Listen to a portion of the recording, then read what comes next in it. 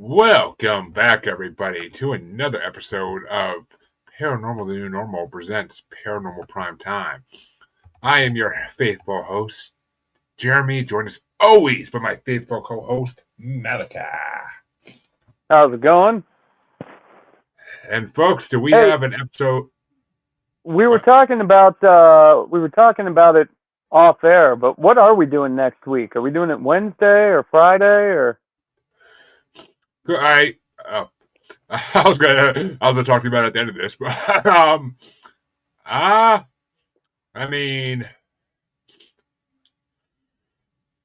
Friday. Actually, no, Friday. Oh, yeah, should Friday should be good, I think. okay, a Black Friday special episode next week? Yes. Uh, but well, folks, we have two good episodes to talk about this week, so let's get right on into it because this is gonna be, we got some fun shit to talk about. So Malachi's up first as always. Forgot to write down the episode number, what episode and title, but I took notes this week. Uh, well, Malachi's episode is season 4, episode 17. It's a terrible life. Do, Okay, do and you this have do is you have do you have the writer and director or no? I don't have that either. Written by Sarah Gamble and directed by Okay, James L. Conway. Gamble's normal voice. Yes. Okay, so I mean, I would say this is well. Let's just get into it. We hear an alarm, and Dean starts getting ready for work, except it's totally different. He's like getting suspenders on and all this shit. Um, so he's driving to work, and all of a sudden there's this metal that plays on his uh, radio, and he gives a sour face and turns off the radio to NPR Morning Edition. Not a bad choice in 2009. That's how I found out about Bitcoin back then. But um, so he's going into this high rise, and we see as he walks into this office that it says Dean, Director of Marketing and Sales, Dean Smith. So automatically we think this is some sort of alternate universe or something else is going on. Dean's having a salad for lunch and talking to people about the newest diet fad of the time, drinking turmeric water, some crazy crap. So not a normal Dean thing going on here. Um, we see Dean working through the day. He stays late. He's leaving way after it's dark, and he walks into an elevator. And that's when Sam is in the elevator, and Sam asks Dean, "Do I know you?"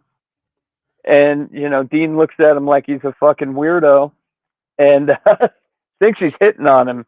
And he says, "Try it at the health club, buddy."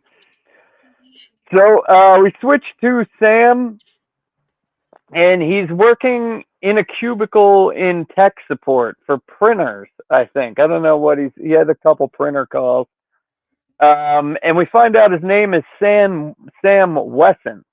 So we got Dean Smith and Sam Wesson. Dean Smith, Smith and Wesson. I didn't get Yeah, that until right now. me either. until you said that, until you said that out loud, I was like, wait a minute. And so Sam's working in the call center. He's got this buddy in the cubicle across from him, and his buddy's yak, and he's talking about asking one of the ladies on the in the cubicle out, and Sam, I guess this lady's an old lady, where he says a gum milk, so like old 60 or something. They're off to their usual like fucking around coffee break, and they see another one of their buddies that normally goes on the coffee break with him, but dude's freaking out just trying to get work done. Where Sam's other friend says he had to go to HR for porn last week, so I'm assuming he's trying to, catch back up so he's not getting fired. So when they're in the coffee room, the Sam's buddy asks him about his dreams, and Sam doesn't want to talk about his dreams or whatever. But Sam flashes back to his dream as he's telling his buddy, and he says he had dreamed that he had saved a Grim Reaper named Tessa from a demon. And that's when his friend just starts fucking laughing, cracking up, talking shit to him. Then we have a Sam back at his cubicle where he sort of passes out at work, and flash to the '06 timeline. So just basically the first season type thing. Back at the elevator, he knows where he's seen Dean all of a sudden, and he awkwardly asks Dean, like, "Hey, what do you think of ghosts?" And Dean's kind of blowing him off. Vampires? Ghouls? Like all this shit. And that's when Dean tells Sam that he overshares as a person, and he should not do that. I love the way he does that too. I don't know you, but I'm gonna do everybody a favor. Like, it's such a dick move. It would be weird, dude. That is the type of person you try to avoid in the fucking elevator. It works perfect. But then we see Sam's other buddy, or his original like cubicle buddy that he's actually talking to, has to go to HR. And Sam, at the time, the dude tells him, Sam's like Googling vampires and getting all the like movie vampires and shit, which will come in later. But his other friend, Paul, the one that was all stressed out, he freaks out because he loses like an email or something, and he's staying all night. His computer, he lost everything. His computer crashed. Yeah, and he stays well after everybody leaves, and he's trying to get all the shit back. And then it's late. There's not even the janitor there, and he finally just says, "Fuck it." He walks up to the break room, breaks the forks off of, or the little prongs off of a plastic fork, shoves it in the microwave safety rail thing, and then microwaves his head for 10 minutes, which that'd be a pretty shitty way to go. Yeah, that'd be painful as fuck. Yeah. So, back in the elevator in the morning, Sam and Dean are having some more weird eye contact. Let me flip my page here. And, they all see the guy's dead. So Sam and Dean are both there. Everybody, the whole office, everybody's looking at, the dead guys. They're taking them out. And Dean goes upstairs to his office and investigates the Paul guy who microwaved his head, and found out that he was 2 weeks away from retirement. And then we cut to Sam and his other buddy saying the same shit.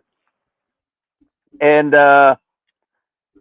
friend is an uptight nut and goes up to 22 to speak to Dean. Oh, okay. So then Dean calls Sam because he was talking about all this ghost shit and has him come up to his office. And the other guy, his other friend, ends up having to go to no. Dean calls Sam's other friend up to his office, and they're talking, and he's like freaking out because Dean just wanted him to rewrite some sort of paperwork thing, and he starts freaking out.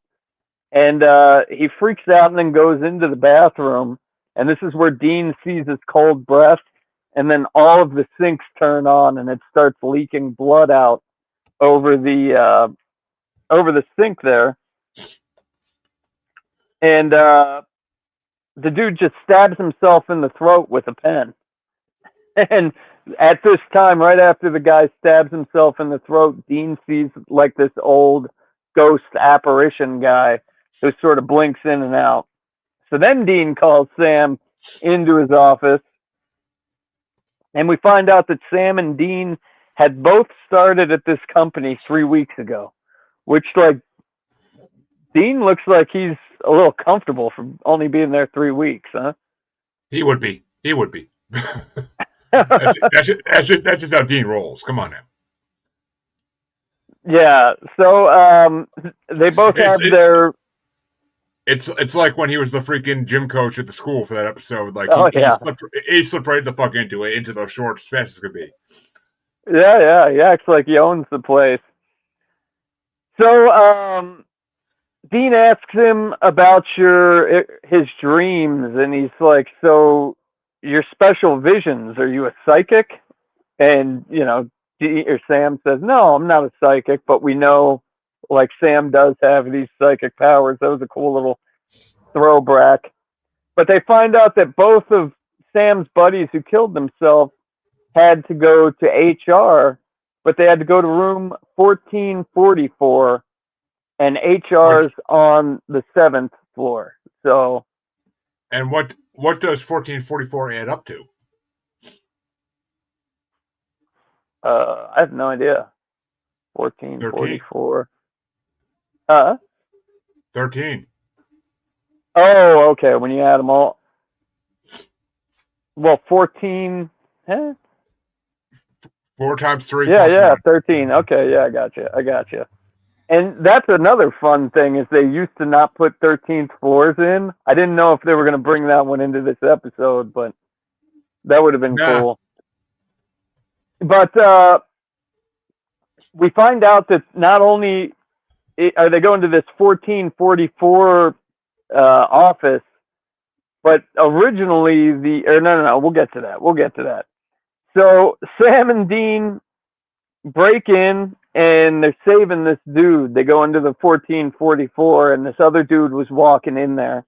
So Sam and Dean break into the office and it's just like this old office. The TVs start going off and it looks like a storage closet.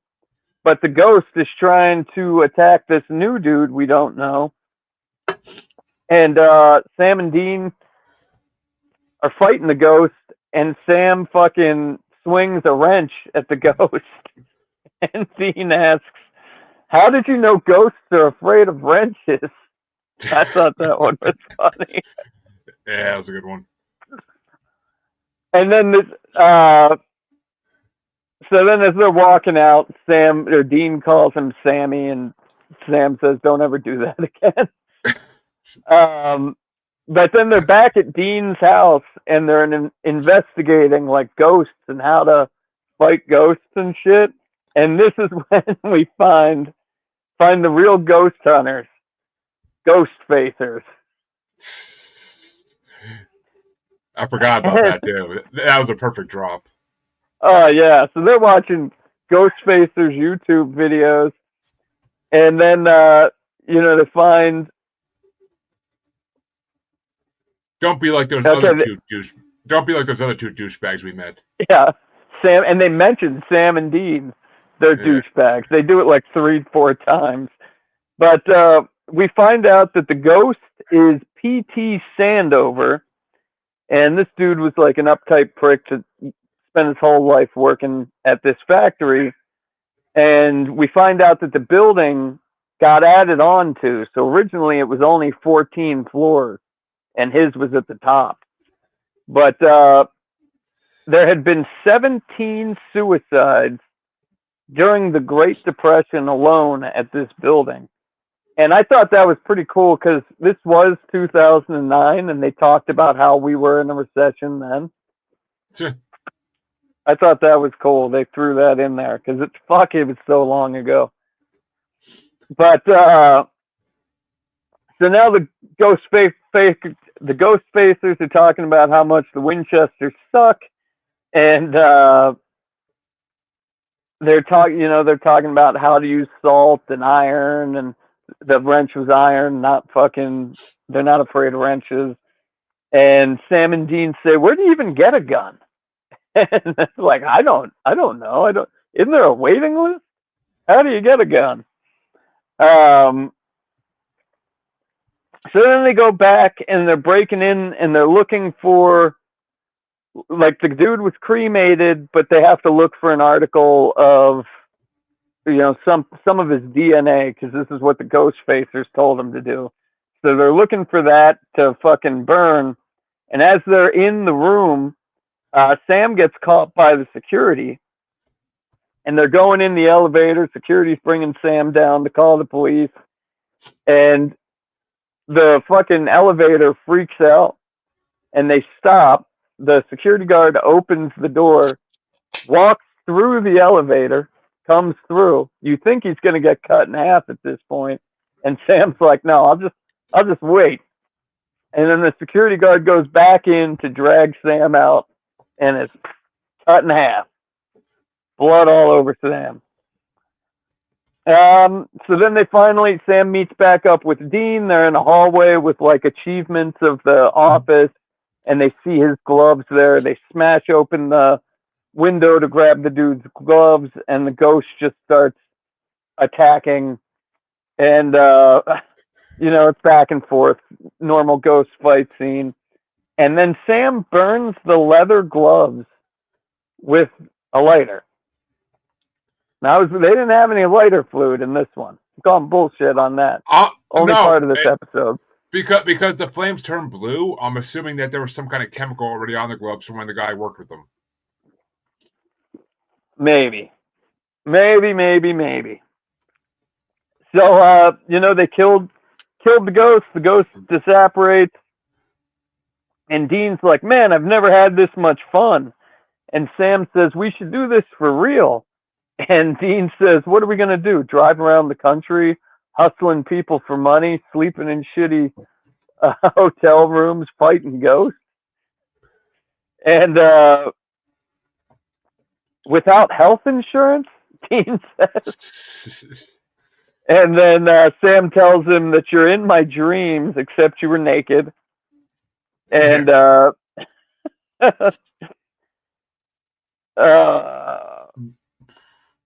okay, so this is where Dean rejects that, like, the fake memories, and Dean breaks up with Sam at this point. He's like, "No, I'm not going to run off with you and do ghost hunting."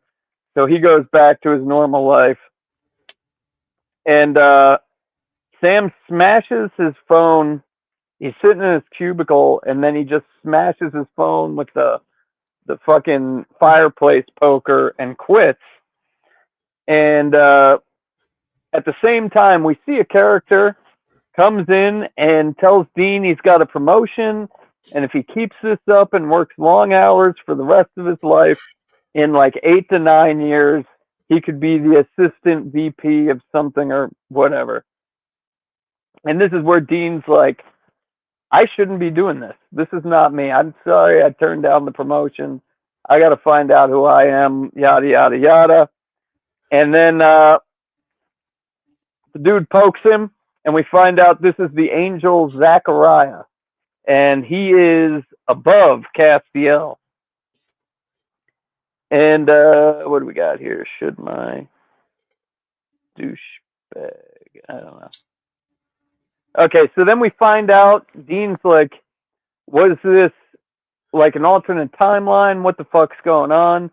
And Zachariah tells him, "No, this was all real life. We just implanted 3 weeks worth of memories in your head, and you guys have actually been working here and doing this shit for 3 weeks.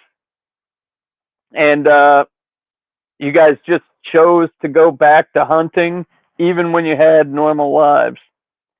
And Dean's freaking out back to his why me? And that's when Zachariah tells him it's not a curse, it's a gift. Dun, dun, dun! Yeah. Which this episode was definitely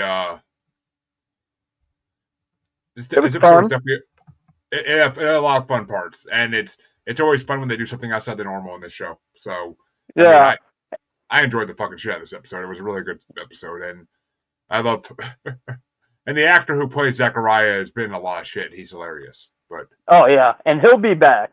He will definitely be back. Oh god, yeah. So what would you rate this one? I'd give it a 4.5. It was pretty fun. Not a lot wrong with it either. I might even rate it higher. I'll give it a 4.3. I don't like doing 4. I don't like doing 4.5 or higher unless it's like actually like a storyline episode. But Yeah, yours has a big teaser that we don't find out about for a long time. Oh yeah, yeah, but we're not going to talk about that. Yeah, yours was good. But yeah, oh shit, let's get into mine because mine's gonna take a minute, I think. Yeah, a lot of Yeah, storyline. yeah. So I have episode 18 of season 4, and it is called "The Monster at the End of the Book." End of this book. It's written by Julie Siege and Nancy Weiner, which I think that's 2 new Wiener. names. And it's directed by Mike Roll, which we've heard that name before, but the episode starts. The episode starts off. We see a man with a beard sleeping on his couch, surrounded by empties, and suddenly he starts having crazy dreams. He sees a motel room sign, a girl, the Impala, and Sam and Dean. And Sam and Dean happen to be investigating a haunting, and they go into a comic book shop to ask questions.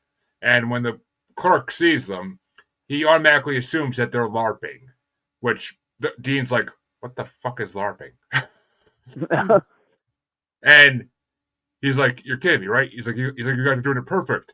And Dean's like, "What is LARPing?" He's like, "Live action role playing." He's like, "You guys are basing it off that book series, right?" And he's like, "Here, I'll show you." And he walks over and he pulls a book out of the freaking 80% off bargain bin. And he starts introducing him to a series of books called Supernatural by Carver Edlund. And so the boys get all the books that this guy has, and and I forgot to mention, they introduce themselves as Agent Shaw and Agent DeYoung, which, for those who don't know, that's a Styx reference. Yeah, I didn't know that. The comic book guy even says, he's like, "You guys were giving last names of famous rock stars, just like in the books." Yeah, I remember that part. I just not big on CIA rock stars from the 70s. But so we then see the title scene, and we go back to the hotel room to see, and we see the boys sitting there reading the books, and they realize that the books are basically documenting their life for the last 4 years. And Sam finds an online fandom with both Sam girls and Dean girls and Slash fans, which Dean's like, "What's a Slash fan?" And Sam's like, "People who are into us. And he's like, "Even though we're and Dean's like, "Even though we're brothers?" And Sam's like, "Apparently it doesn't matter." And it's funny as fuck because if you look at the books they're reading, like they're all on the covers, like they're it's all like muscular. Fabio. They're muscular and shirtless in every cover. It's freaking hilarious. Sam's got the hair that's like blowing 2 feet behind him. And these fandoms will come up again in the future, folks. But so they want to figure out who's writing these books, but they try looking up the author, and Sam's like, it must just be his author name, his pseudonym, because there's nobody by that name that exists. So they track down the publisher of the books, who is a little cutie, and she tells him that the series hasn't been selling well, and complaining that people want now is stuff like Dr. Sexy MD, and that they had to stop putting out the books. Basically, they had to cancel the series, and she doesn't believe that they're fans until they start naming facts about their lives, including their birthdays and last names. And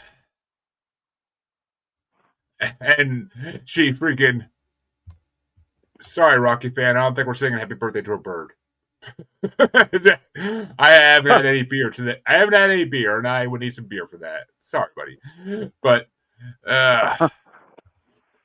yeah. But and after they give her enough facts, she starts to believe them, and then they whip out their tattoos, and that right there seals it. And I can't tell exactly what she's doing, but like she pulls down like something and lifts up her skirt and shows them her tattoo, which I'm guessing is on her ass. But I would assume that's what I got out of it. and yeah, and then she tells them that the books were written by Carver Edlund, who is really Chuck Shirley, the great Chuck Shirley. And we jump to Chuck's house again, and we see him sitting there writing his next book, adding his words. As he hears knocking on the door, and he answers it where Sam and Dean are standing there, and they introduce themselves as Sam and Dean. Chuck shuts the door on them, thinking they're just fans who need a life. They barge in and demand to learn how Chuck knows about their lives, and they have to convince him too that they are who they say they are. And then when they finally say, "I'm Sam Winchester, this is my brother Dean Winchester," he's like, "I never put the last name in the books." Mm-hmm. So that's when he realizes they're the real thing, and they also name some other things that he never put in the book either. So Chuck can't believe he's being confronted by characters he thought he made up, and he starts drinking heavily. And he tells them that the story's coming to him in visions, and his latest vision revealed that Lilith will visit Sam and that they will have a night of fiery demonic passion. And while Sam wants to go confront Lilith, Dean thinks they're not ready for that yet, and it's stupid as fuck to do that, and that they should avoid her by doing the opposite of everything Chuck has foreseen. It's opposite day from now on, he says. So they go to a hotel room at a hotel that is not the one Chuck saw, or so they think. And Dean's putting hex bags everywhere to hide from Lilith. And then Dean goes out to. They read what they had read what was supposed to happen that day beforehand. So Dean's trying to do like the exact opposite of what's in the fucking pages that he wrote. Exactly. And so Sam's like, yeah, Dean's like, oh, I saw that. It says we sit in the hotel all day. He's like, I'm going out. And he's like, you're not going anywhere. You're here on house arrest for safety. And so Sam calls up Chuck once Dean leaves, and tells him to get to and tells him to ask him if he knows about him drinking demon blood, which he says he does. But he left it out of the books because he didn't think his readers would like it. And he confronts Sam about why he's doing it and starts naming off reasons why Sam would do it. At the same time, Dean's trying to avoid doing what Chuck foretold, but everything keeps happening no matter what. He gets hit by a minivan, and he wakes up. He wakes up to have pink band-aids all over his face, courtesy of, and he sees stars as he was told he was going to in the woman's earrings who was driving the van, and the back windshield of the Impala is broken and has a tarp flap like a bat wing. Everything that Chuck said was going to happen happens. I liked when Chuck was asking Sam like if he could go on or liked it or whatever, but Chuck brought up Bugs. Yeah, the episode Bugs. And when they're in the publisher's office, she has like all the books in the shelf, and you see like all the titles of the past episodes. Like you see Bugs, you see like what's the other really crappy episode we had to watch? I forget what. The racist truck, the scarecrow. Yeah, like they mentioned everything. Like everything lines up perfectly. And I just like Bugs was like the worst episode. I'm surprised he brought that one up. I wonder if they brought it up because it was the worst. Oh, they know. They know. But Dean shows up at Chuck's house and bursts in and accuses him of withholding information and is about to beat the shit out of him. And he's like, I got a gun. You gonna tell me what I want to know? And as he's about to beat the shit out of Chuck, all of a sudden he hears Castiel say, "Don't do it, Dean." And he tells Dean that Chuck is a prophet of God, which a first, because this is the first time we hear about prophets of God on this show. And he says that Chuck is protected by an archangel and that his books will one day be known as the Winchester Gospels. And Dean asks how they can stop the Sam Lilith makeout part, but Castiel says that whatever the prophet writes will come to pass no matter what. It's the golden lines of fate. Nothing is going to change it. And Dean's even he's like, this guy's a prophet, and Castiel's like, you should have met Luke or Paul, whatever the fuck name he says. It was Luke, yeah. Yeah. But Dean goes back to the hotel to find that Sam has burned all the hex bags so that Lilith will find him. And all pissed off, Dean tells him he's going to leave, but he changes his mind, just storms out into the parking lot. Dean's desperate at this point, so he actually tries praying, and Castiel appears while praising Dean for his new start of praying, saying that he's showing his faith finally. And Dean begs Castiel to help him stop Lilith, but he says he can't interfere because it's divine prophecy.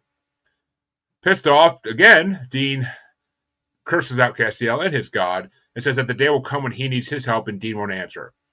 As he goes to leave, Castiel stops him and gives Dean information on how to stop Lilith, revealing that the prophet is protected by an archangel, the most fearsome wrath of heaven, who will intervene if said prophet is threatened. So Dean comes up with the idea, and he thanks Castiel for the help, and the angel tells him good luck, and takes off. So Dean goes to Chuck's house, where he tells him that he needs him to go to the hotel where Lilith is. Which we should mention, because Chuck saw in the vision Red Hotel as the name of it. Mm-hmm. And so they go to this hotel with a fully different name. But then after Dean leaves, part of the sign breaks, and it ends up just saying Red Hotel, which is what Chuck saw. Yeah, it's like most of the fucking sign. Yep.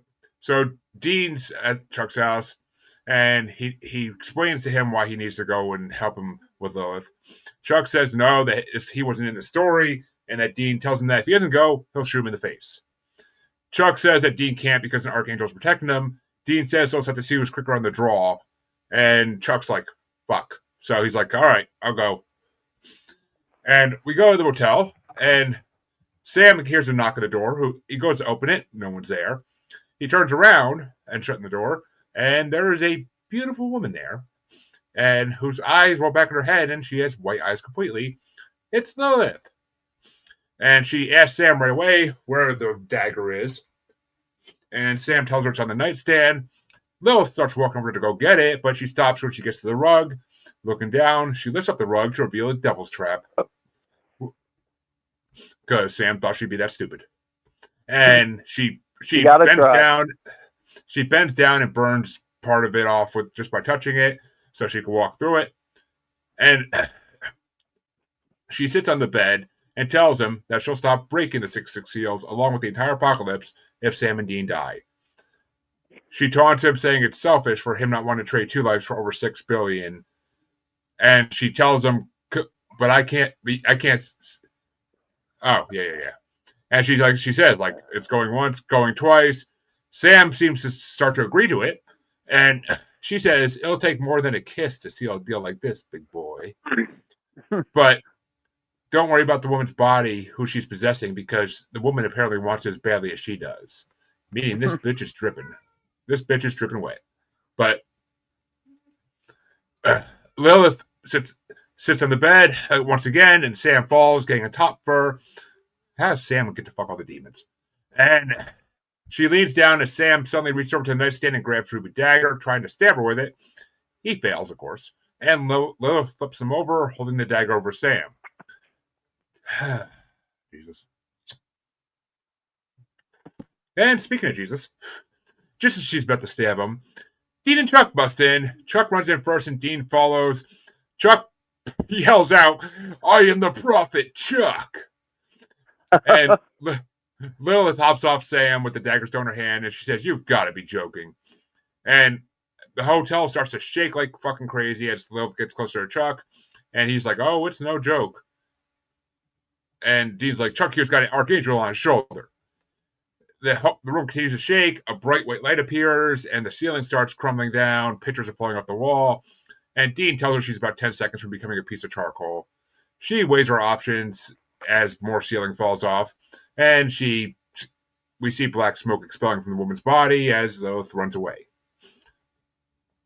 The woman's body hits the ground, and the lights all fade, and Sam and Dean are we come to see Sam and Dean later on talking about the whole thing. And Sam lies and says that he never even considered the deal, convinced she would only find a way out of it. Dean doesn't believe him. He knows demons never break deals, indicating he himself would have taken it to stop the apocalypse. And Sam, very, very all macho and tough, promises he will kill Lilith while Dean is just sitting there fearing that Sam would choose revenge over self-sacrifice. And the final scene we see is back at Chuck's house. Chuck's drinking again. And Zachariah shows up from last episode at Chuck's house after Chuck has another vision. And we don't see what Chuck saw, but he's all freaking out. And he wants to warn Sam and Dean, but Zachariah tells him not to, and that if he tries, he will be stopped. Chuck says, well, what if I go? Well, I'm going to go kill myself then. And Zachariah says, we'll bring you back to life. Don't worry about it. And Chuck is all pissed off. He's like, what should I do? And Zachariah just says, do what you always do. Right. Do your job, bitch. And Chuck gave some big spoilers in this one I did not catch the first time I watched. Yep. Yeah.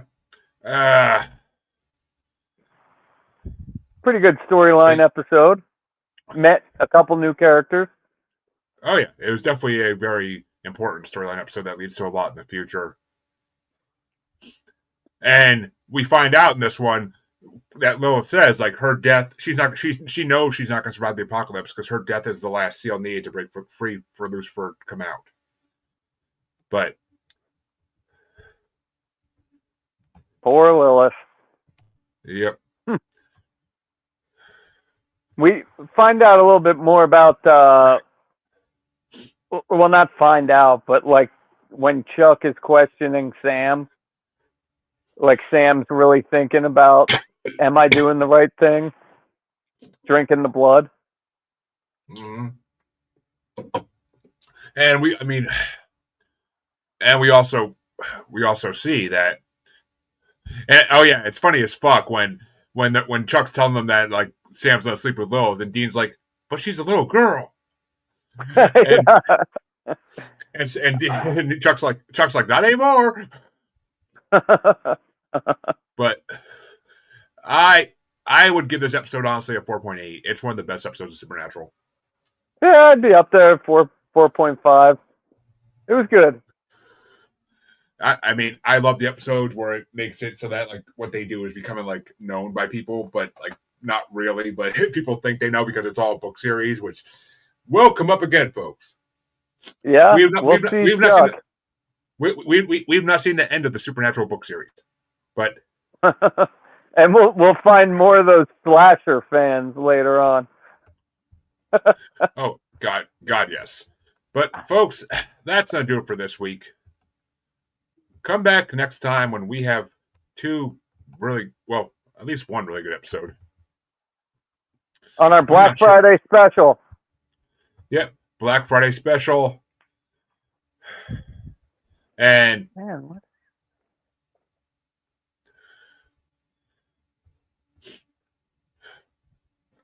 what? Yeah, and actually, okay, we do have two pretty good episodes next week. So come back next week, folks, and check it out. Till then, have a good Thanksgiving. Yes, that too.